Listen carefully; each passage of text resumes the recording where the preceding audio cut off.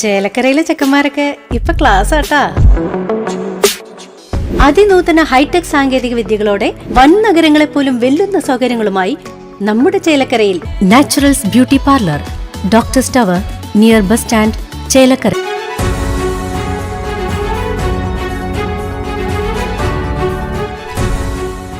വാഹനാപകടം.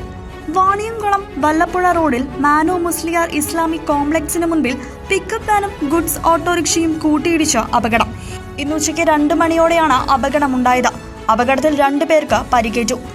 വാണിയംകുളം ഭാഗത്തേക്ക് പോവുകയായിരുന്ന പിക്കപ്പ് വാഹനവും കൈലിയാട് ഭാഗത്തേക്ക് വരികയായിരുന്ന ഗുഡ്സ് ഓട്ടോറിക്ഷയും തമ്മിലാണ് കൂട്ടിയിടിച്ചത്. ഇടിയുടെ ആഘാതത്തിൽ നിയന്ത്രണം വിട്ട ഗുഡ്സ് ഓട്ടോറിക്ഷ റോഡിലൂടെ പോവുകയായിരുന്ന മറ്റൊരു വാഹനത്തിലും തട്ടി.